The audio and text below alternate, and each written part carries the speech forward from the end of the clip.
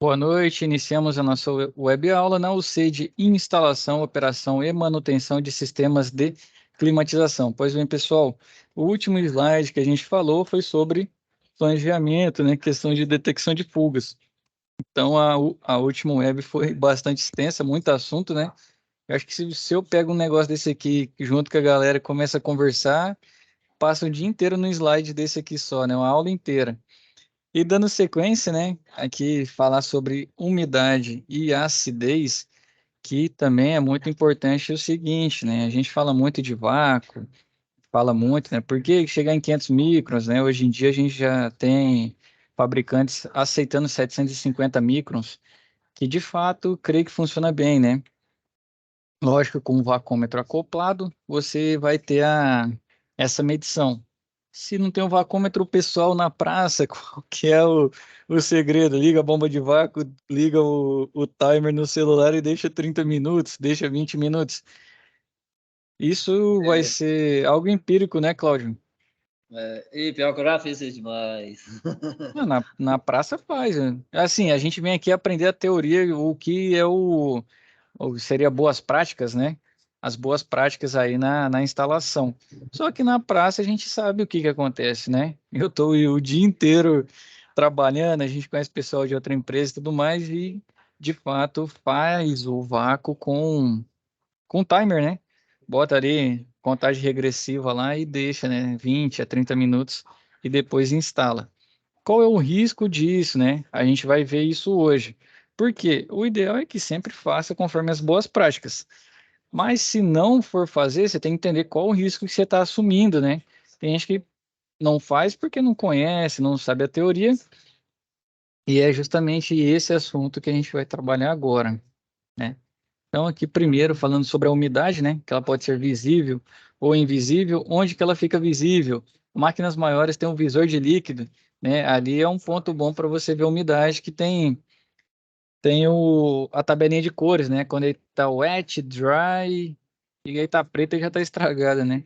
É o wet é molhado, né? Tem umidade, dry é seco, quando não tem umidade lá dentro. Outro sinal que é bastante comum, você coloca o seu manifold lá, deixa a máquina funcionando e você vê que fica oscilando muito a medição de pressão. Isso também é um indicativo. Já aconteceu aí, Cláudio ou Samuel? Vixe, já demais. Então, o risco, né, da umidade, qual que é, ó? A umidade visível é uma alta concentração de água que pode ser verificada a olho nu. Se está nesse ponto aqui, está bem perigoso, né? Porém, é pouco usual. Eu nunca vi saindo água no estado líquido ali, seja de uma tubulação. Não é comum. Não sei se vocês já viram, né? Ah, Água mesmo saindo, não. Já viu já? eu já peguei uma máquina aqui de quente e frio de Aham. 18. O pessoal aqui mexeu nela e eu acho que eles colocou água dentro dela pro cara, só pode. Eu gastei umas 2 semanas para fazer limpeza no sistema dele, para poder voltar a trabalhar. Rapaz, Eu sou... e o duro é isso. Quando a água entra, o que que a água já afeta, né? Cavitação do seu compressor, né? Então ele tem esse risco muito grande. A água com o lubrificante, boa Já, chance de formar borra, e aí perde a lubrificação, ainda atrapalha, né, na compressão. Ele também pode entrar como fala, em reação química com o lubrificante. E por último, a água em contato com o nosso cobre, o que que ele faz? Ele vai tirando um pouquinho da camada, vai oxidando. E o que acontece depois? Isso atenua até mais com o alumínio. O alumínio acontece até mais rápido quando a umidade está presente. Você vai lá, deu um vazamento, corrige, passa nem 3 dias já dá outro. Corrige, daqui a pouco você tem 20 pontos de vazamento, você já corrigiu e continua, e não para. Por quê? Ele vai oxidando ali, né, e vai perdendo a espessura. Então, o que acontece? Aquela espessura, se for microcanal ou não, né, as mais antigas, é a espessura ideal para suportar a pressão de trabalho da nossa, seja serpentina da evaporadora ou da condensadora, no resto do sistema, né? Então, ali, aquela parede é a espessura ideal para suportar a pressão. Se ela fica mais fina, a pressão consegue, né, fazer microfuros, né? E aí vai aumentando, de acordo com a espessura mais fina. Então, a pressão vai aumentando, ela consegue romper, né, a estrutura do material, né, a estrutura das moléculas, o rearranjo, consegue fazer um microfuro. E aí você vai, resolve um, resolve dois, e de fato ali, meu amigo, você pode botar tapa-fuga, que ele segura um tempo e daqui a pouco abre de novo, para resolver só colocando outra serpentina, a maioria das vezes. Eu prometi para mim que nunca mais pego. Ou ficando 2 semanas resolvendo, né, Cláudio? Não, não. Mas a máquina não fica 100% mais. Não fica, o risco fica muito alto de você ter um vazamento de novo. Então aqui, a gente já foi pro finalmente, né? Eu ia fazer toda a construção da teoria, mas de fato é isso que acontece. Então você tem uma máquina, né, muitas vezes que não para de dar vazamento, você fica louco, né? E aí você vai lá e faz o vácuo e tudo mais, mas é o seguinte, depois que perdeu o material, ele não suporta mais a pressão. E o que está acontecendo hoje, né? Para onde que a nossa indústria está caminhando? Microcanais e alumínio. Essa é uma combinação que barateia o custo, né? Que a ideia deles é sempre baratear o custo de produção para que o custo final chegue mais barato, mas o risco é maior, né? Essa questão de oxidação, o alumínio, ele acaba, sim, né? Sendo, oxidando um pouco mais rápido do que o cobre.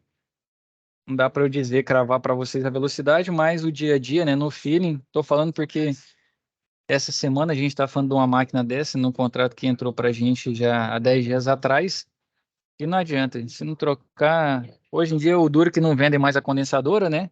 Mas se não trocar a serpentina dela, nós não vamos nunca descansar com essa máquina, ela vai viver sempre vazando. E aí, como a indústria vem para o alumínio, microcanal e o 410 trabalha com a pressão maior. Receita perfeita. Para o sistema que não tiver redondo, dá mais vazamento, né? Podem reparar que cada vez as evaporadoras estão diminuindo de tamanho, as condensadoras também estão diminuindo, as bitolas, né, das nossas linhas frigorígenas estão diminuindo também.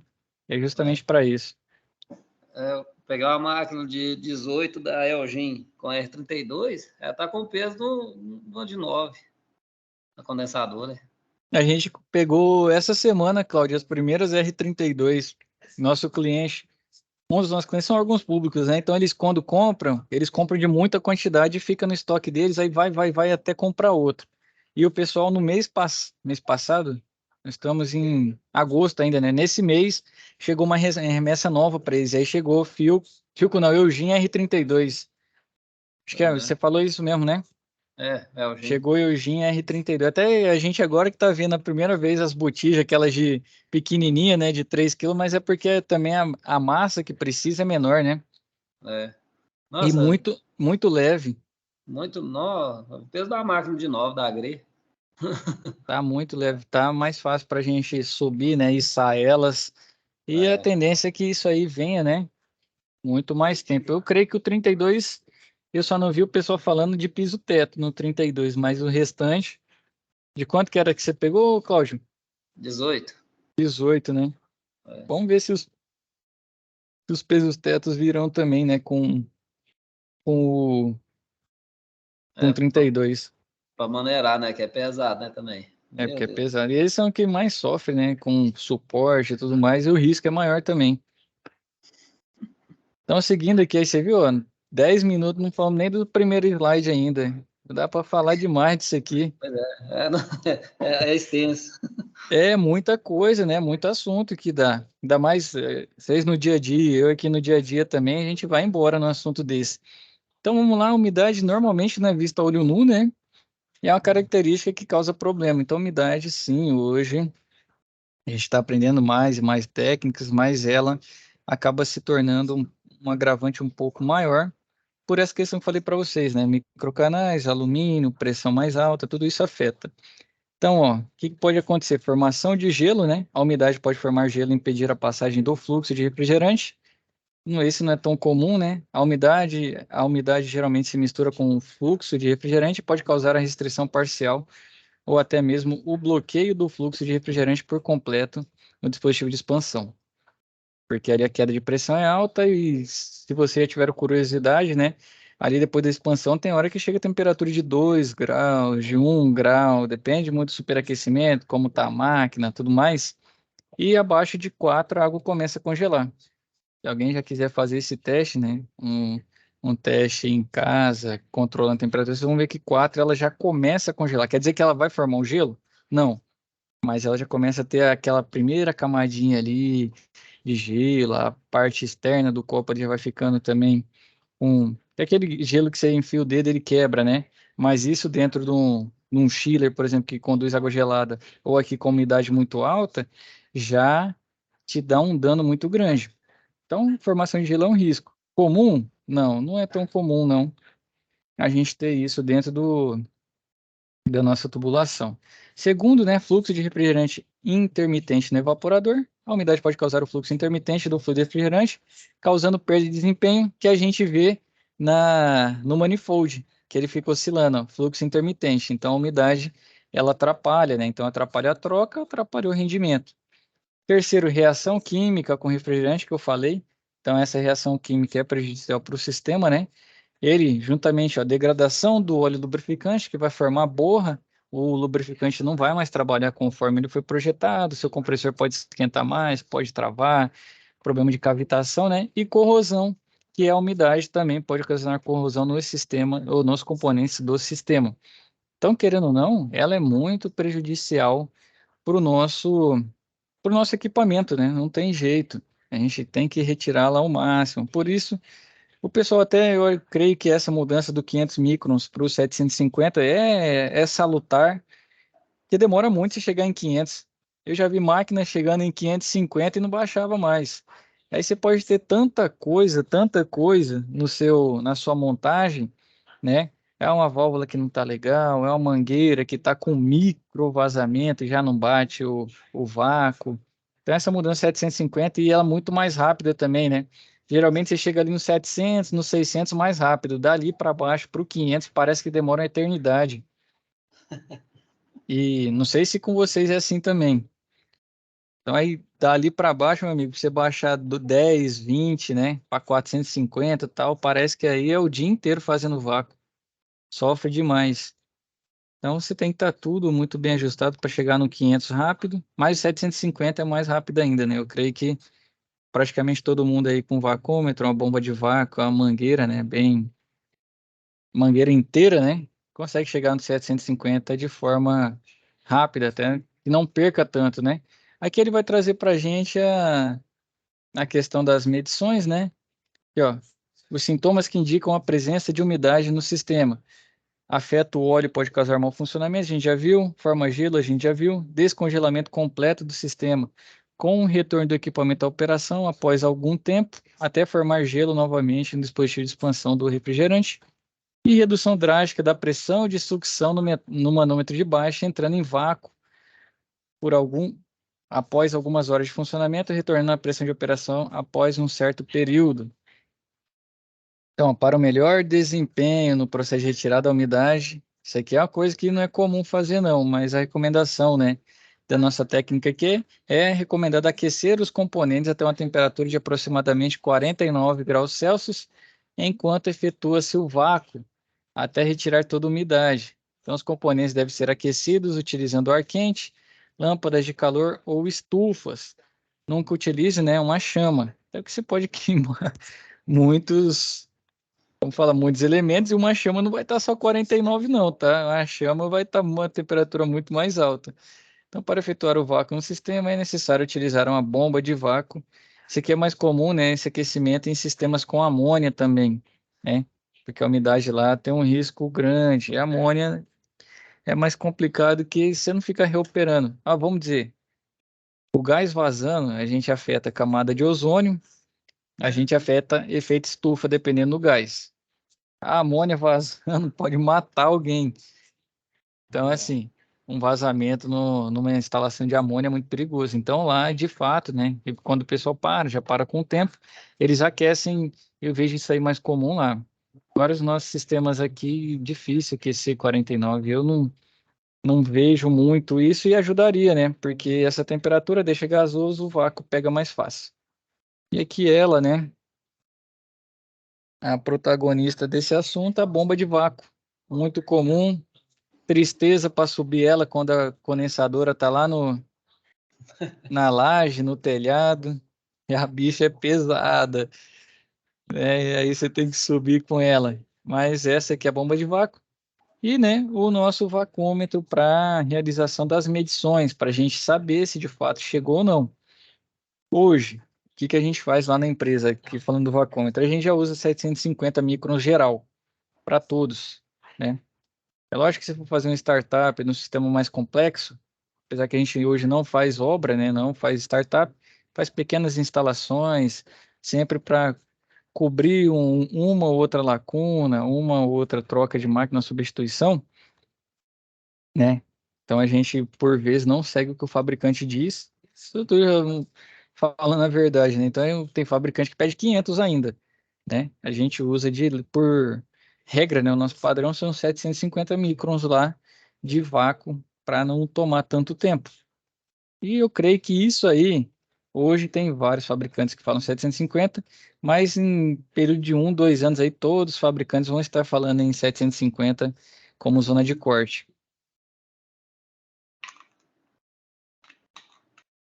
E aí vai seguir aqui o nosso manifold, né? O pessoal está falando da válvula ZL também, né? Para executar o vácuo, que aí é mais fácil, né? Você tem os registros, você tem mais saídas ali. Hoje eu estava pesquisando lá, eu vi uma outra também, que já eram três, né? Que tinha três machos para um fêmea. Então, assim, dá para você fazer muita coisa. Tem válvula distribuidora, se eu não me engano, válvula bloqueadora. É a ZL, né? Tem a ZL e tem outros tipos mais avançados até. E de fato ajuda muito, né, na execução de um vácuo bem feito.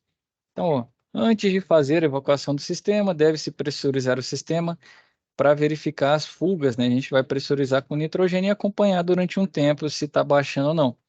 Se for possível, use nitrogênio para pressurizar o sistema e uma solução de água e sabão nos pontos de verificação para identificar as fugas. O manifold mesmo você deixa lá, né? Marca, deixa em pressão tal e verifica depois de um tempo se está vazando ou não. Mas se for um micro vazamento, você vai ter que deixar muito tempo pressurizado para pegar. E nessas questões, quando. Ah, sim, Cláudio. Com o micrômetro digital consegue pegar esses micro vazamentos, né? Ou não? Consegue, porque ele mostra de um em um, né? Uhum. Mas assim, demora bastante tempo. E aí Mas depende. Ah, pode falar. porque igual eu não tenho aqui o nitrogênio, né? Eu não tenho Uhum. esse equipamento para fazer. Então, com ele eu consigo localizar então esses microvazamentos, então. Na verdade, você fala com o manifold digital, né? Eu estou pensando aqui, você vai ter que pressurizar, o que que acontece? Você pressuriza, exemplo, um R22, pressão de alta dele 270, né? 260. Eu pressurizo até 350. E aí eu deixo pressurizado com nitrogênio. Aí eu até hoje só vi com nitrogênio. Você deixa lá um certo tempo e vê se baixou a pressão ou não. Uhum. E aí ele Quando vai eu falo mostrar. assim, Ah, em vácuo com esse vacômetro, eu consigo localizar esse microvazamento também, né? o Porque vai duro, subir, né? o duro do vácuo, sabe o que que é? Que pode ser em vários locais. Pode ser na sua mangueira, pode ser nas conexões que você não apertou direito. O Mas problema é esse. de fato, quando tem um microvazamento, o que acontece? Se entrar em vácuo a tubulação, lembra de pressão positiva, pressão negativa? Aqui está a Uhum. pressão atmosférica e aqui está o tubo. Quando ele está na pressão de trabalho, ele está numa pressão acima da atmosférica, né? Que é o que o manômetro mede. É a pressão manométrica. Então, por quê? A atmosférica é mais tanto. Se ele estiver no zero do manifold, quer dizer que está igual à atmosférica. Por isso, quando a gente dá vácuo, ele vai para o fundo de escala, né? Que seria para a escala negativa. Quer dizer que ele está Isso. numa pressão abaixo da pressão atmosférica. Então, quando você está em vácuo, a pressão está menor que a atmosférica. Se tiver um vazamento, o normal é o que está fora entrar na tubulação. Ah, Então vai entrar. E quando tem um vazamento que está trabalhando normal, a pressão está mais alta que a atmosférica, o fluido sai da tubulação. Então é por isso. E aí, por exemplo, se você vai trabalhar, que a gente vai chegar na parte de refrigeração, tem máquina que trabalha com pressão abaixo da atmosférica. Quando dá um vazamento, não sai, você não perde o gás, entra o ar de fora para dentro, entra umidade, entra tudo. E aí fica uma delícia. Aí complicou. Fica ruim pra caramba. Então depende muito da pressão de trabalho. Quando você está no vácuo, a pressão está menor que a atmosférica. Então, fica entrando e seu vácuo nunca bate quando está com vazamento. Até com micro, seu vácuo não bate, Cláudia. Eu creio que não vai bater, não. Você vai ficar, essa bomba vai ficar, você vai ficar o dia inteiro e não vai bater o vácuo. Eu vou Então, ter que comprar esse equipamento, porque o que está aparecendo agora de vazamento que a gente não localiza, não tá fácil. vamos lá, a dica que eu vou dar para vocês. Vamos lá, pressurizou com nitrogênio, tá vazando bem pouco. Manifold digital, você consegue ver a pressão de 1 em 1, né? Então está 350, foi para 349, 48. Aí é mais fácil pegar um microvazamento. Se for no analógico, ele move tão pouco que no olho você não pega. Aí entra aquele erro de paralaxe que a gente fala, né? Quando eu não estou vendo ele a 90 graus. E outra, seu olho não vai conseguir pegar uma diferença muito pequena, até porque o espaço que ele anda, né? O ponteiro antes for um microvazamento é quase imperceptível. O que que acontece quando é microvazamento? Demora muito tempo, mas vaza de novo. Para a gente, né, que tem contrato, então fica com a máquina aí geralmente 5 anos dando manutenção, em alguns casos até mais, né? A gente faz e se dá um vazamento, a gente usa tapa-fuga, porque às vezes não é simples achar a tubulação embutida, então a gente não fica sofrendo muito. Tá muito complicado, vale mais a pena você usar o tapa-fuga do que ficar procurando um micro vazamento. Agora, vazamentos maiores já são mais fáceis de achar, né? O óleo sempre vai dar um caminho para a gente. É. Mas tapa-fuga, usem. Tem coisa que não vale a pena. Ah, o tapa-fuga é caro, mas vai ver o valor de sua hora que você está perdendo. Então, lá na empresa, de fato, a gente usa tapa-fuga. Pouco, pouco, mas usa. Antigamente ficava o tapa-fuga lá como se fosse um troféu. Não pode sair do estoque, né? Aí a gente começou a fazer a conta, de fato, quanto tempo o cara demorava procurando um vazamento. E quando era micro, né? É muito difícil você achar, muito difícil mesmo. Pode botar sabão, pode botar tudo que o olho não pega. E aí a gente começou a usar tapa-fuga para de fato, né, a gente conseguir ganhar tempo. E funciona para máquinas menores, funciona É. bem. As É. maiores aí já sofre mais.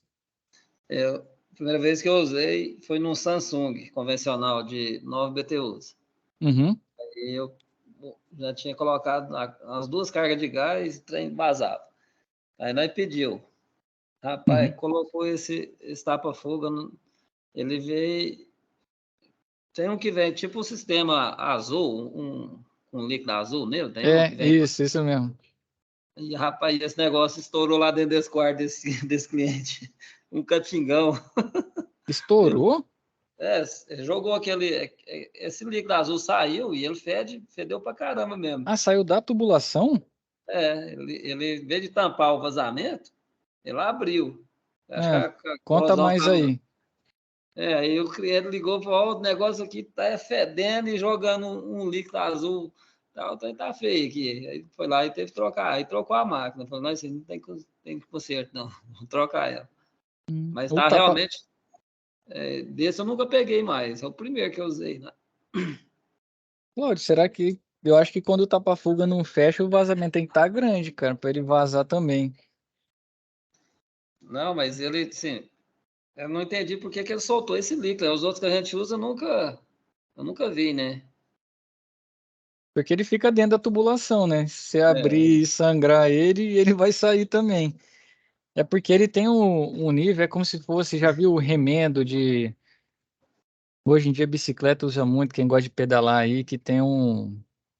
Nossa, agora remedar me foge frio, o né? nome. É um selante, fica um selante líquido dentro do. Que são os pneus, eles chamam de Kevlar, né? Que não tenha mais a câmara. Então Uhum. fica ali tipo um resíduo líquido. Quando rasga, ele vai e consegue vedar. Só que são tamanhos pequenos de furo. Se for um rasgo muito grande, ele não veda. É mais ou menos o tapa-fuga. Se for muito grande, ele sai para fora também. E aí, meu amigo, geralmente quando o tapa-fuga não fecha, aí você tem que fazer brasagem, né? O Não, bom é que você conseguiu ver quando o tapa-fuga vazou, onde era o ponto de vazamento. Não, mas aí a serpentina, eu falei para ele, não, isso aqui talvez vai fazer a solda no local, quando é fé vai furar no outro, né? Melhor trocar. Se for na Aí ele falou, serpentina, hoje em dia, ixi, serpentina você vai recortar ela, às vezes é mais fácil, as antigas, né? Você fechar logo. Hoje em dia o microcanal também dá. Você fecha de fato aquele caminho, né? E deixa de distribuir em outro. Que antigamente vinha assim, se você fechasse, ele não terminava o circuito, né? é, Agora essa de aí, microcanais, distribuição, você fecha um canalzinho daquele que sai mais barato. e aquela tubulação de cobre muito fininha, muito, é uma folhinha de papel, a Ali o cara espessura tem que ser um tato muito bom, porque derrete mesmo. Tá aí uma coisa que eu não tenho habilidade para fazer, Cláudio. é, O meu tato é muito ruim, cara. A coordenação motora minha é. não, eu não consegui aprender a soldar até hoje, foi alumínio.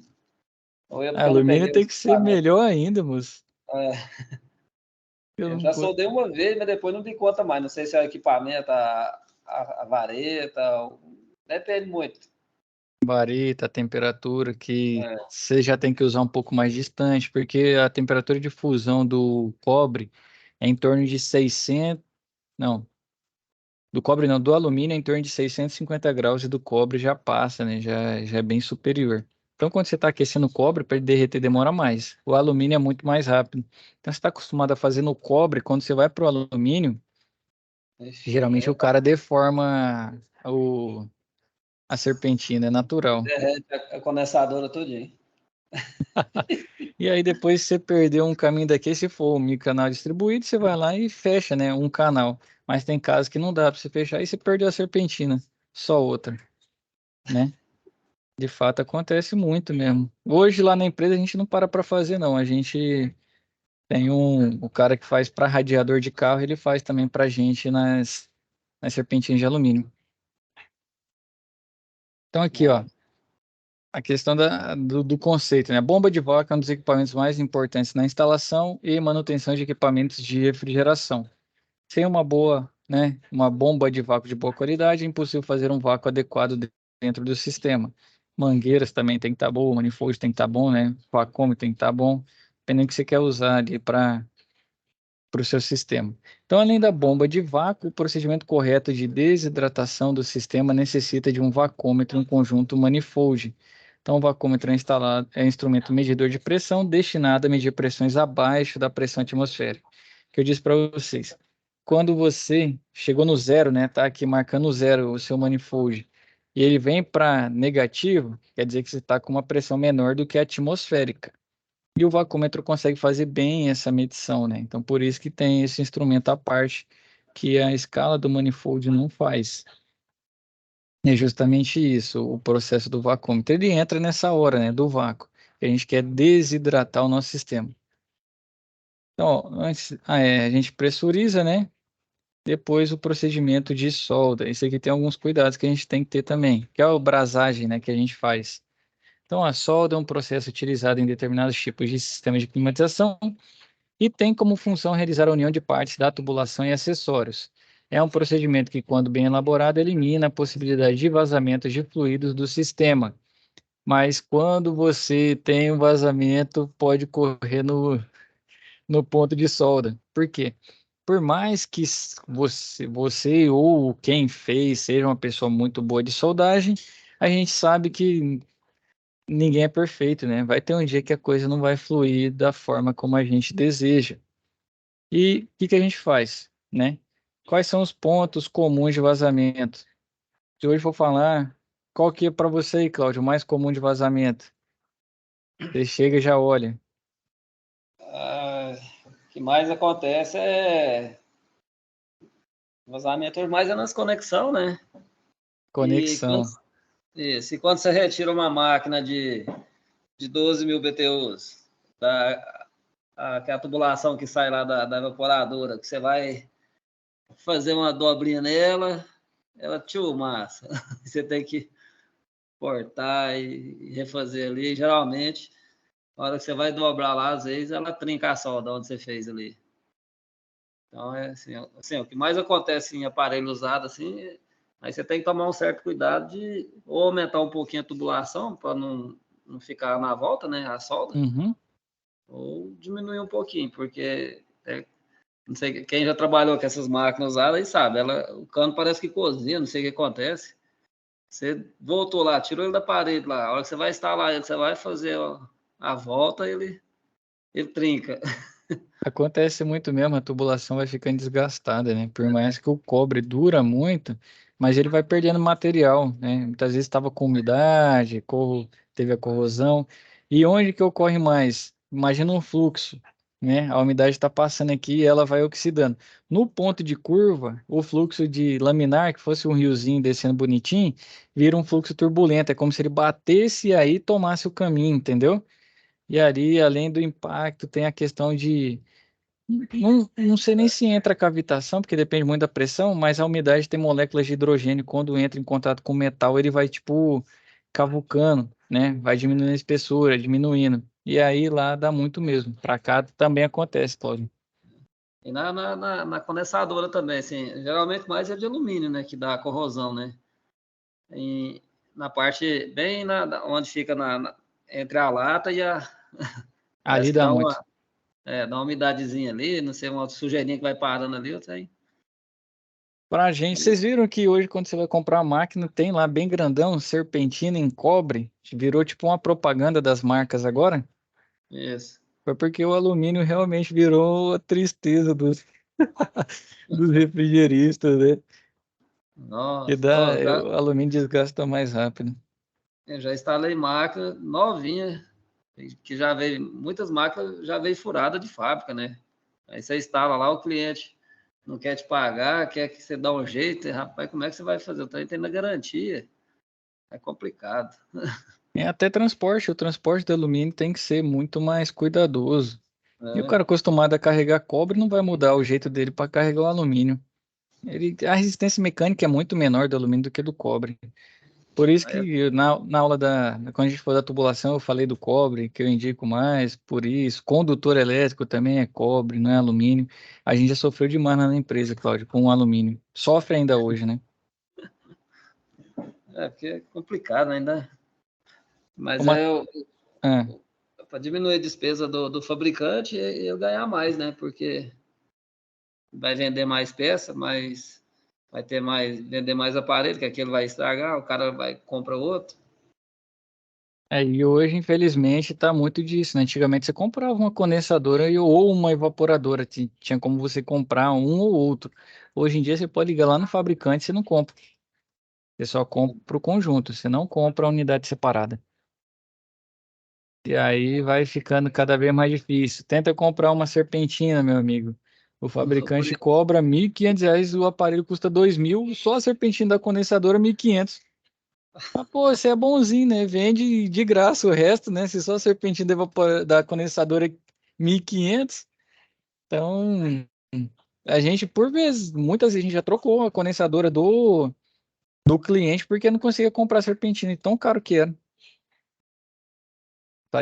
Era mais conveniente comprar o equipamento completo e entregar para o cara e pegar o antigo e a fina serpentina ainda usava o resto das peças, né? Na Eu, manutenção das outras. eu já trabalhei com todas as marcas no começo. Uhum. Já tive prejuízo com o Consul, com o Samsung, com hoje que é o da Midea, mas antes não era Midea, era o Springer, Springer, né? Carrier. Isso é. O Springer Uhum. e o Electrolux. Já tive. Ó, Aí eu nossas três piores aqui, o ranking. Philco, Britânia e Consul. As que Pois mais é. estão dando problema pra gente aqui. Aí hoje eu selecionei. Eu trabalho só com o GRI. Aí se o cliente quiser outra marca, eu encomendo para ele. Mas o que eu tenho é só o GRI na minha loja aqui. O Gri tá top demais. É, o Gin melhorou muito também. O gin também tá bacana pra gente aqui. Outra que surpreendeu, não sei se vocês trabalham em Agrato. A Agrato, quando chegou, a gente ficou louco, assustou. Eu falei, meu Deus do céu, isso aí vai dar canseira. E os Agratos são bons, hein? A gente não tem um histórico grande de, por exemplo, comparada a Philco, comparada a Consul, a Britânia, o Agrato, vixe, é 10-0 nessas aí. O Agrado teve uma série que eles fizeram dele, um barril, que veio muito com problema, barulho, né? Mas aí eles mudaram. Esse dia até eu instalei um, ele tá bem, bem bom mesmo, bem. Dessas marcas mais aí, ele tá o melhor, que é o Consa, Electrolux, Filco, igual você falou, tá? O Até mesmo Electrolux. Pode falar. o Midea, eu acho melhor que o Midea hoje. Aí o Midea aqui pra gente não dá tanta canseira, não. A gente gosta do Midea aqui. A gente hoje é gris.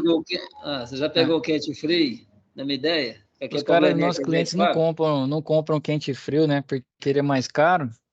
A gente só tem frio. Não, saiu uma série dele, quente e frio, com problema na A parte elétrica. reversora? Não, ele veio trocar dos fios de fábrica. Você instala a máquina lá, ela quase arranca da parede lá e não funciona. Pensa num trem louco. Caraca. A gente já teve problema com lote de fabricante é Filco, placa do inverter Filco, e a gente teve uma vez com serpentina da evaporadora de central da Itachi. Tá. Já teve, nas centrais. É. Saiu um lote que tava dando muito problema de, como fala, não suportava a pressão, vivia, era vazamento toda semana. Aí não aguentava manter, não. Aí que o pessoal trocou por training. Pois é, eu ouvi falar desse trem. Esse trem parece que é uma marca Boa, muito boa, né? Eu nunca boa. trabalhei com ela, não. Training é boa, mas centrais, né? São boas. A training ruim dela é cara e o pós-venda também não é tão legal, não. Isso é ela que mexe também. Mexe também, Samuel? Gosta da training? Não, a trilha é muito amarrada. E é bem bota da Trainer. fechadona. Tenta falar com o vendedor deles aqui de Goiânia. Você tem que marcar 3 meses antes para falar com o cara. Não, A você não training consegue. É não tudo consegue. amarrado e tudo é tudo para eles tem que ser no software deles, eles têm que meter a mão, eles que vendem, eles que arrumam. A gente já desmanchou o software dos caras porque não conseguia. Aí a visita na época tava R$ 3.900 o cara vir configurar, a gente arrancou e meteu outro CLP lá. Saiu mais Poxa, barato. aqui no SEIB aqui que a gente faz manutenção, né? Tem um sede lá. Lá tem 2 tiras Aham. lá da Trainer. O pessoal tá falando que para o técnico da Trainer ir lá fazer a visita, eles cobram 6.800 reais. Tá pior já, né? A gente fez a troca, foi em 2000, foi antes da pandemia, 2018. Foi no aeroporto lá de Campinas não, Ribeirão Preto. E trocou, colocou o CLP da Mercato, tá rodando lá até hoje. Bonzinho. Bom é da qualquer carro é igual Fusca. É, Todo eu canto você gosto. arruma peça. É isso que eu ia falar pro Cláudio, é tipo uma Toyota da vida. Eu É, gosto que ele. Só que o ruim é que eles são um pouquinho mais caros, né? Do que o. não, é mais caro, mas só que com relação a você encontrar a peça, você Uhum. consegue encontrar mais fácil. E ela aceita também peça universal, né? E a caixa, se você quiser falar hoje, quem tá atendendo a gente aqui é o Cristiano, Brasil. Você manda e-mail pro cara rapidão, ele te responde. Na carro tem essa vantagem. Aí o Tito, né? O Tito aqui em Goiânia também. Eles são fácil acesso. Mas é isso. Só voltando aqui, para a gente finalizar, tem mais um slide, e a gente volta nesse papo aí que eu tô gostando que vocês estão me contando, que eu já fico alerta aqui também. Então, né, na questão da solda aqui, né, os mais importantes. Ó, prezar pela limpeza interna dos tubos durante o processo de transporte, armazenagem e instalação, mantendo as pontas fechadas e abrindo somente no momento da montagem. Segundo, assegurar que o processo de solda não acrescentará resíduos de combustão internos ao tubo, circulando nitrogênio durante todo o processo. Seria se tivesse uma fuligem ou algo assim, não é muito comum também para a gente, né? Com foscopa ela não acontece tanto e não acontece isso, né? Resíduos da combustão, o normal é só você deixar, não fizer bem feita a brasagem, ela entrar. Aí ela pode ser como fala, estrangular a passagem do fluido. Aí sim, aí você vai ter a pressão de baixa, de alta muito alta, e você fica doido para encontrar. Isso aí geralmente é sinal de estrangulamento, né? Pode ser que uma soldagem não ficou, a solda, a brasagem não ficou legal. Pode ser que uma curva você fez ali a mão e estrangulou. Pode ser que você tenha uma válvula, se for um central, algo maior, né? Se a sua válvula ali você deixou ela fechada. Então tem inúmeros Números não, já não são tantos, né? Mas é geralmente sinal de estrangulamento. Máquinas maiores ainda, Schiller. Uma vez o cara tava louco tentando achar a pressão de baixa muito baixa e de alta muito alta. E ficou. Aí a gente buscou, né, a câmera termográfica e veio passando, achou a solenoide travada. E aí tava começando a expandir na solenoide. Então, assim, você vai ter vários e vários casos. Depende do tamanho, né, do sistema, mas essa questão de estrangulamento, né, não deixar a passagem do fluido, geralmente um sinal dele é uma pressão de alta muito alta, de baixa muito baixa. Então, o processo de brasagem pode ocasionar isso. Porque você vai treinando, né, a brasagem vai ficando melhor e você não tem tanto esse risco. E por último, né, atender às recomendações dos fabricantes de sistemas de refrigeração e climatização quanto aos procedimentos. Qual que é um outro risco que não está citado aqui e eu já vi gente cometendo? Vou lá, estou fazendo minha limpeza. Antigamente era o 141, agora é Ecomate, né? Ecomate. Depende aí de como tá como fala? Como tá o inglês de quem tá falando, né? Mas era o 141. O que que acontece? O 141 não tem cor, né? Você coloca, ele vai passando ali com o seu kit flush, né?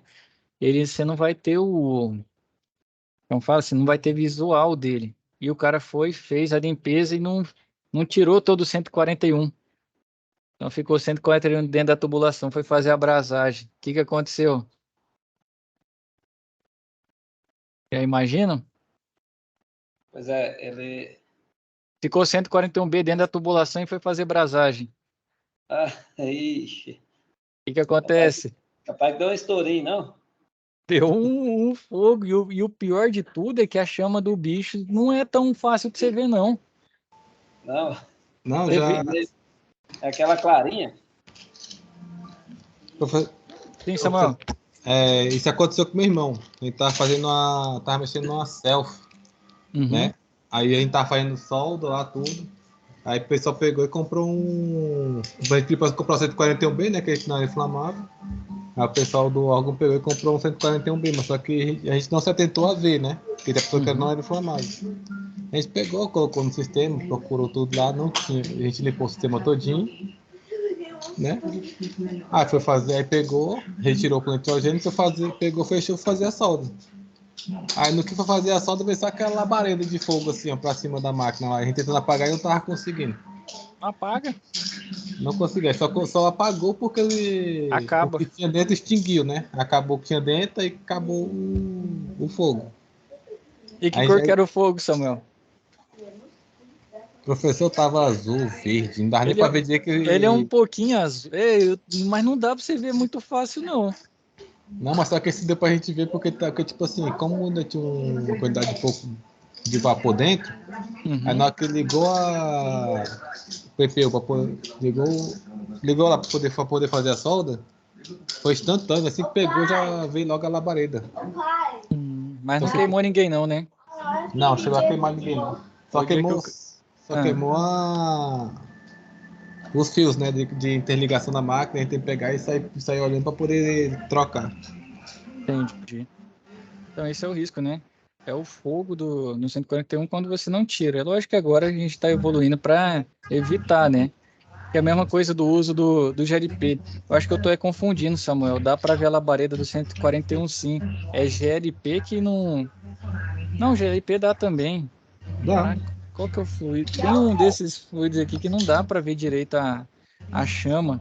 Fica numa cor muito clara. Eu tô tentando lembrar agora. O 141, quando aconteceu, eu cheguei já tinham extinguido. O pessoal já tava com o extintor na mão e tudo mais, né? Já tinha apagado. Mas eu acho que. Não, dá para ver sim. Dá. Ela é uma chama azul. É isso mesmo, Samuel. É isso, né? Se for entre azul e verde, tá certo. Eu tô Isso, professor, confundindo aqui, é pessoal. um azul, ele fica meio esverdeado depois rapidão extingue também, mas. Eu tô tentando lembrar qual que é o fluido que não dá para ver a chama. Mas de fato não é. Ele dá para ver sim, né? O GLP também dá para ver. Mas esse é um risco. Então você está fazendo a limpeza lá, né? O pessoal estava usando 141B, ele é inflamável. Você deixa ele dentro de uma garrafa PET para você ver, faz igual o submarino que foi no Titanic lá, né? A garrafa é desse tamanho e fica assim, ó. Vira uma garrafa de pitulinha. Não, professor, até que não fica não. Porque lá no carro lá, eu tô com uma garrafa de 2 litros, PET? PET, e tem 141 metros de 141 Quanto litros, tempo? 141. Já tem mais de um mês. O meu carro fica no sol, fica e tipo assim, ele não chega a se retrair. O 141B mesmo não retrai. Ele não retrai e também não expande. Fica um líquido normal dentro dele, como fosse água. A última vez que chegou, a garrafa estava meio retorcida, menor, e ela tava não era mais transparente, ela era branca. Então, a minha lá, a garrafa que eu tenho lá, eu até peguei com um colega meu. Tá lá, a garrafa tá quase cheia, né? Uhum. E Normal, o líquido normal, lá, líquido normal, transparente. a A garrafa garrafa, transparente. você pega na garrafa, a garrafa transparente, não muda Fala PET muito. igual essas de refrigerante normal, né? Isso, PET de Coca-Cola, de 2 litros. Ué, agora isso foi um trem diferente. Todas lá na empresa, o cara leva na segunda, quando viaja, né? A gente tem um recipiente. Mas já teve vezes do cara levar na PET. Na sexta-feira a garrafa chega para jogar fora. Presta pra nada. A minha tá normalzinha, tem o quê? Tem Eu mais de um mês já que ela tá lá vou dentro. estudar esse trem agora, hein, Samuel? Talvez tenha alguma coisa errada lá na empresa que eu não tô sabendo. É porque, Pois tipo é. assim, o que a gente Eu usa é o também. 141B da garrafa meia cinza clarinho. Não, eu comprei, uma que eu comprei lá também veio numa garrafa de coca descartável. Ela tá ali normalzinha até hoje. Então, e tipo assim, Não, tem alguma coisa errada lá na empresa, então. eles conseguem vender Sabe o o que eles devem estar 100, fazendo, professor? Hum, Eles devem estar pegando ela porque, assim, não sei eles, né? Mas aqui uhum. o pessoal uma vez pegou e mistura o cheiro e eles fazem um lança-perfume com ele. Rapaz do céu, será que tá acontecendo um trem desse? Não, assim, Ô, eu não sei, louco! não sei se o pessoal está fazendo, mas aqui, assim, uns amigos meus aqui já fez, já. Eles pegavam a garrafa de R22 vazia, só com aquela pressão, Uhum, que aí eles pegavam, e aí esse líquido, que ele é gelado, né? uhum. Aí eles misturavam tipo uma essência nele e você fazia o trem ficar doidão, os caras. Eu falei, rapaz, Caraca, esse eu nunca tinha pensado. Esse é novo também, Cláudio. Vou dar uma averiguada agora, hein? ah, Rapaz, não acredito que tão criativo assim, não. quando Vou eu Ah, trabalhava com conserto de refrigerador, geladeira, fiz esse trem, uhum, eu parei de mexer que, por causa da solda, da brasagem ali, com o gás, aquele vapor, minha uhum. cabeça ficava doendo. Aí, assim, eu ficava meio zonzão. Aí eu peguei, aí parei de mexer. Nunca mais, assim, mas assim, com o gás aí, com esse líquido, você consegue fazer muitas coisas com ele. E você conseguia fazer brasagem nessa parte de geladeira normal, sem derreter o resto?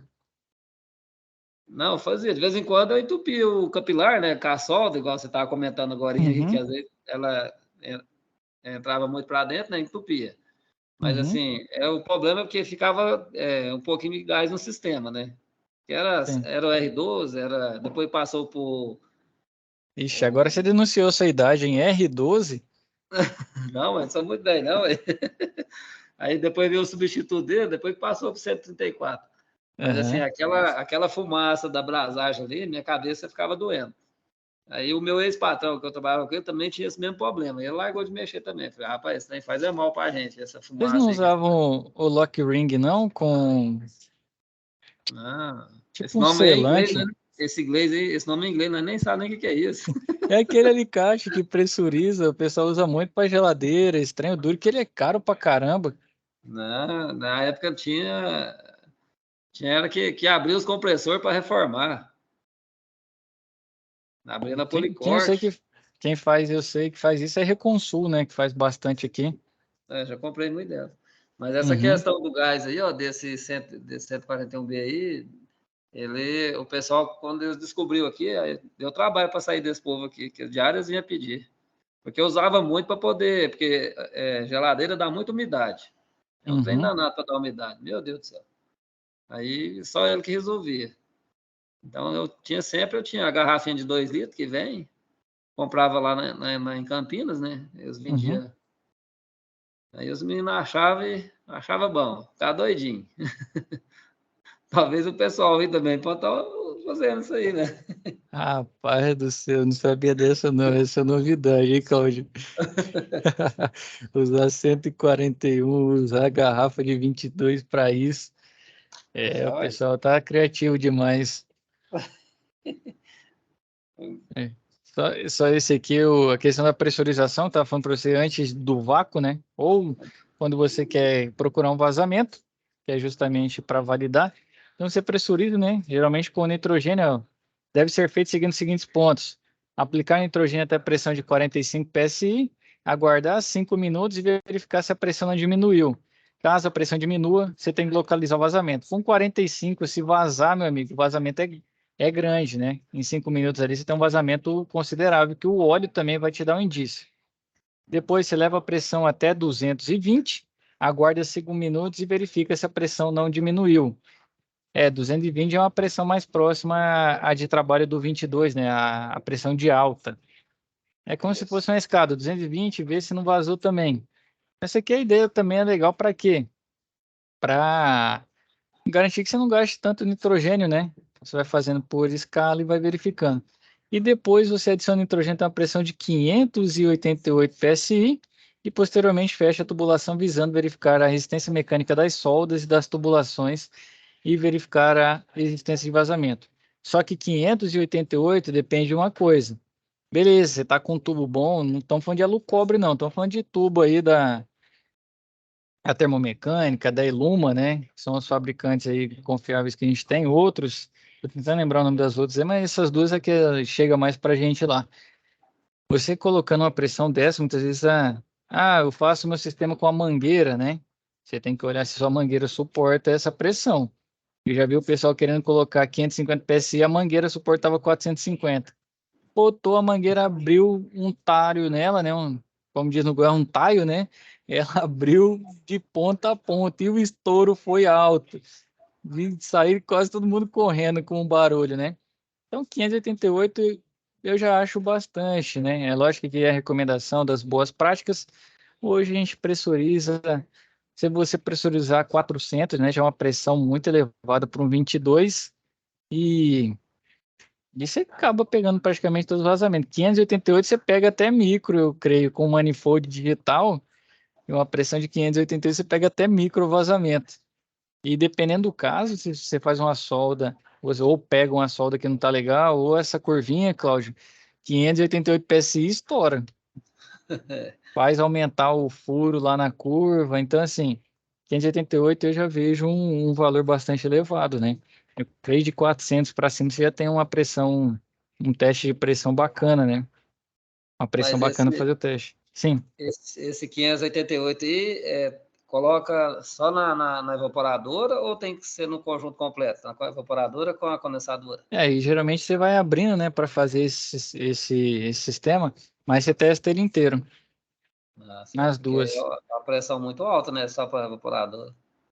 É uma pressão muito alta para qualquer ponto da máquina, né? E eu tô achando isso aqui, ó, o que a gente faz? Vou falar o que a gente faz. 400, 450 é o mais comum para gente, né? Porque se eu boto uma pressão muito alta, eu estou gastando mais nitrogênio também. E aí eu vou fazer um teste que já começa a ficar, já começa a ter um risco, né? Então eu creio que 400, 450 PSI, você tem uma pressão, e se for para um 410, acho que chega até uns 500 PSI, acaba sendo um teste bacana, né? E aqui, ó, ele recomenda se manter a tubulação pressurizada por 24 horas, visando a identificação de microvazamentos, que é essa de 588, né? Se você quiser realmente fazer o total, eu não lembro mais a pressão máxima que o cobre suporta, mas eu creio que suporte mais de 600 PSI, sim, né? Então, beleza. Caso a pressão diminua, localizar o vazamento, solucionar o problema e reiniciar o processo. Aí você pressuriza de novo, deixa um tempo. Aqui, né, registrar a temperatura ambiente quando terminar o processo de pressurização, visando comparação da mesma com a temperatura ambiente 24 horas depois, procedendo com a correção da pressão se necessário, uma vez que a pressão do nitrogênio varia com a temperatura ambiente, podendo dar a impressão errônea de vazamento. Então, se muda, né, a temperatura de um dia para o outro, você tem a mudança de pressão também. né? Que aí você pode pegar essa variação, mas eu creio que ninguém pressuriza 24 horas, não. Eu já vi fazendo isso em sistema de VRF. VRF eu já vi o pessoal pressurizando e deixando de um dia para o outro. Mas nossa máquina, exemplo, quem trabalha aí no privado, como que você pressuriza e deixa 24 horas lá? Você não vai ganhar o dia inteiro num cliente só, né? O cliente não paga para você R$ 1.000 numa instalação simples, parede parede, né? A máquina de 9.000 para você ficar o dia inteiro lá esperando, né? E aí você tem que deixar o quê? Sua bala, você tem que deixar seu manifold. Então isso não é o comum. Aqui é a recomendação de boas práticas, mas de fato a gente pressuriza ali 30 minutos, verifica, né? Tá ok, tá legal, vambora. É que às vezes a boa prática também vem e aí deixa o cara sem dinheiro, né? Então não adianta nada você fazer o melhor. Assim, eu tô linkando a teoria com a prática, né, aqui com vocês, porque a gente vive isso lá também. Não adianta você fazer o melhor, né, atender todas as normas e no fim do dia, né? Aqui no caso você não vai gastar só um dia, não. Você tem que deixar de um dia para o outro, você vai gastar praticamente dois, né? E você vai sair com o dinheiro, depois no fim do mês você não tem grana para sobreviver, né? Assim, É 24 verdade. horas acaba sendo muito tempo. Certo, Cláudio, certo, Samuel. Certo, A professor. próxima aula, não sei se para vocês vai ser interessante, é sobre manutenção, né? Dando sequência, instalação, operação e manutenção. E eu geralmente falo pro pessoal sobre PMOC. Mas a próxima aula vai dar no feriado? A próxima é 14, é verdade, né? Mas dia 14 eu venho de manutenção e PMOC, então. Ah, dia 14, né? É, Não, tem 14 e professor, 21. dia Sim, Samuel. 14, dia 14 nós vai estar lá em São Paulo. Aí. Eu deixo Tem essa? gravado. Eu deixo É, gravado. é E aí, o que verdade. que é interessante? Né? Verdade. O que que eu deixo gravado porque é interessante? O PMOC acaba sendo, não sei se para vocês dois, mas para os demais acaba sendo muito uma dúvida, né? Como que faz, de onde que vem, Tá muito que trabalho. eu levo em consideração. Então, acho que vai ser interessante já começar a falar sobre isso nessa C e dando sequência nas outras. Não, Tá eu muito vou fazer, trabalho, professor. assim que eu terminar o curso, eu quero fazer, porque vai ser um diferencial para as empresas, né? Para poder pegar o Sim. serviço. Porque aqui ninguém trabalha com isso ainda. Então, É, Cláudio, assim, então você me liga aí que a gente desenrola esse negócio, hein? é, você tem É? o, você tem o Faço, programinha, os trem e tudo? faço PMOC, sim. O Ah, pessoal precisa que registre RT e tudo mais, eu faço também. Não pois gosto de é, mexer com meu aqui, porque não. Samuel, você ia falar do PMOC? Não, o PMOC tá muito trabalho, professor. É, mas Tá muito hoje dor de não, cabeça. não vai ter como você fugir dele, não. Não, eu sei, é porque no come... é que antigamente eu trabalhava em Porto Fixo, né? Aham, Aí onde eu tava, a empresa perdeu, aí me colocaram para ficar na equipe volante. sim. Aí eu peguei um colégio, aí o engenheiro, nossa, moto, vai ficar uma semana ali pro escritório para poder me ajudar a montar o PMOC. Aí eu comecei a colocar as máquinas,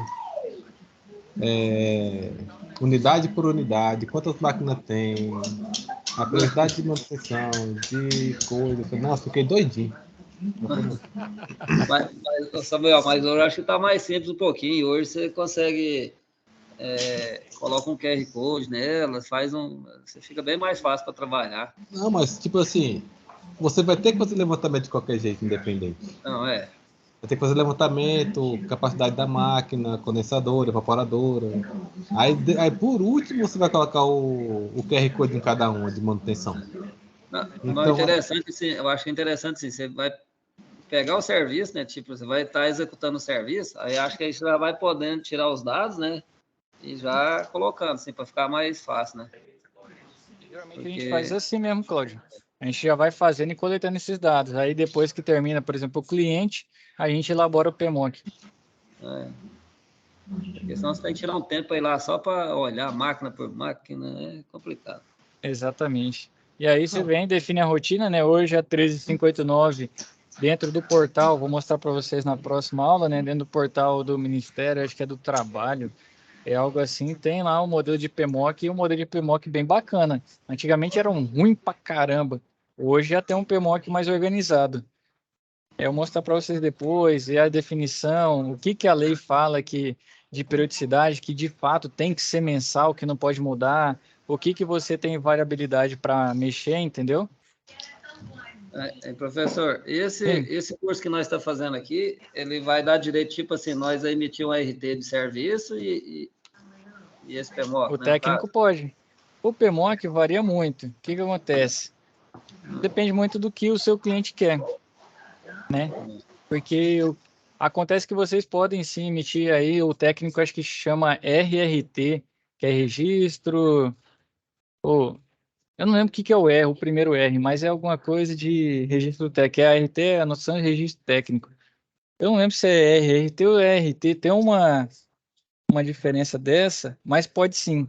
Agora tem cliente que precisa que seja RT de engenheiro. Eu já vi casos, né, que eu exige que seja, mas não é o comum na praça, não. Alguns específicos exigem que seja de um engenheiro, mas o técnico faz sim PMOC e pode assinar. A lei diz profissional habilitado, né? Se eu te falar que PMOC tem, se eu não me engano, tem engenheiro, até engenheiro civil pode fazer, tenho Eu quase certeza. tenho um cunhado meu que ele é engenheiro civil. Eu falei para ele, não, ele precisa só de fazer tipo, pegar uma aula lá para ele habituar no negócio. Ele nem tem, um negócio, é O simplesinho para duro é que quem é eles não, engenheiro. só que eles não entendem porque eles nunca tiveram uma matéria envolvendo nem fluido, nem mecânica do fluido, nem termodinâmica e nem refrigeração, né? Ele precisa fazer um cursinho básico para ele entender o que Uhum. ele está emitindo. Mas pode. E engenheiro civil pode, por exemplo, caldeira. É uma atribuição de engenheiro mecânico, mas civil também pode. O pessoal explicou, é porque, por exemplo, engenheiro mecânico nos grandes centros você encontra, mas vai para o interior, vai para um Amazonas, no meio do Rio, já é mais difícil encontrar um mecânico. É por isso que eles deixaram engenheiro civil com essas atribuições, que é mais fácil encontrar um civil. Mas não está interesse, não. Só que é difícil, né? O risco é grande. Quem que quer meter? O que acontece? Se, exemplo, você é responsável técnico, se pegou fogo no ar-condicionado, meu amigo, você acha que vai acontecer o quê? Você vai preso. Se danificar, por exemplo, danificar não, perder uma vida, você vai preso. Brumadinho tá lá, ué, os engenheiros tudo tava achando que tava tranquilo, sou da, eu não lembro mais qual que era a empresa, era Vale mesmo, era Vale, né? Sou da Vale, tô tranquilo. Acho que os caras estão dormindo vendo o sol nascer quadrado até hoje. Não vai sair, ué. Vai responder por homicídio não sei quantas pessoas, crime ambiental, e não sai. Esse é o risco. É ser preso. Se for menos, você vai tomar uma multa, e as multas começam em 10 salário mínimo para frente. 10 salário mínimo hoje está 13.200. E aí? O cara fazer uma RT, tá cobrando caro, é só um papel para assinar, você tá sendo responsável por aquilo. Se acontecer qualquer coisa, você toma uma multa que não começa barato e por fim você vai preso. Então tem um Aqui, risco, o risco é elevado, não é só fazer o papel e pronto. É complicado. aqui em Pontalina, o ano passado, nós instalamos as máquinas ali no presídio. Eles fizeram uma sala lá para o diretor, para o pessoal, e para Uhum, os carcereiros dormir também. E sim. um dos integrantes lá, os inteligentes lá, pegou aqueles. Você lembra daqueles fiozinhos torcidos de extensão antigamente? Fiozinho o quê? Não entendi. Aqueles fios torcidos que vinha antigamente para extensão, uns que Ah, sei, você sei. vai quebrando no meio, né? Vai quebrando. Aí o ar-condicionado lá em cima e a tomada perto da porta. Aí eles pegaram a extensão dessa e fez a emenda e isolar com sacolinha. Você vê a inteligência dos caras. Passou a beliche perto do colchão e ligou lá. E esse trem pegou fogo, queimou tudo lá dentro lá. Aí queimou o ar, queimou a beliche, queimou os trem tudo. Aí eles vieram, né? Só que a sorte que o diretor do presídio aqui, ele é conhecido meu. Aí o pessoal falou que era o ar que tinha pegado fogo. Realmente a fumaça estava saindo lá no ar-condicionado de fora, queimou tudo também. Aí eu liguei para ele, falei, oh, pegou fogo no serviço aí, o que aconteceu? Ele, não, a princípio nós achou que era, mas o pessoal que fez aquela extensão, isolou com sacolinha e perto do colchão e pegou fogo, não deu conta de apagar, não. Falei, rapaz, como é que vocês põem numa fria, velho? Você vê, um negócio. Então, é igual esse PMOC serve para isso aí, né? Para evitar isso aí. O cara fazer um negócio desse aí, tá errado. Você vai, né? Exemplo, Cláudio, se fosse eu e você, vamos dizer que você ainda não é técnico, não pode emitir. Você foi lá e fez o serviço, eu emiti a RT da instalação do seu serviço, se pegar fogo, eles não vão atrás de você, não, eles vêm atrás de mim. Pois é. Entendeu? A sua parte, aí eles chamam de hipossuficiência no direito, tem toda uma parte jurídica lá, e não é meu forte, não, eu escuto, porque nossos clientes são bastante judiciário, né? A gente vai escutando, mas não é meu forte, não. Mas tem um direito ao hipossuficiência que aí quem é o responsável técnico não tem esse direito. Não pode alegar não conhecimento, não pode alegar que não fez, não pode alegar que não vistoriou. Não tem esse direito. Então, meu amigo, se pegou fogo, a culpa é do responsável técnico. E aí o cara vai responder, responde junto com a empresa, né, que fez, só que a responsabilidade dele acaba sendo um pouco maior. Por ele ser detentor do conhecimento, né? Como se ele fosse o guardião das boas práticas. Então, ele valida aquilo, de fato tem que estar bom. É complicado. Esse é o risco. Mas o pessoal dá sorte mais, né? Não... Os caras instalaram de qualquer jeito aí, a máquina de qualquer jeito e mas dá isso aí não sorte. tem RT, né? É. Aí é confusão para quem fez mesmo. Mas para pegar o cara é mais difícil. Show de bola? Show de bola, professor. Organiza a passarela. Vou fazer agora, tá bom? Claudião, Samuel, agradecer a presença aí dos senhores, né? Boa semana, com Deus e até a nossa próxima web. Até, pessoal. Até dia 14. Até lá, com Deus. Tchau, tchau. Falou. Falou.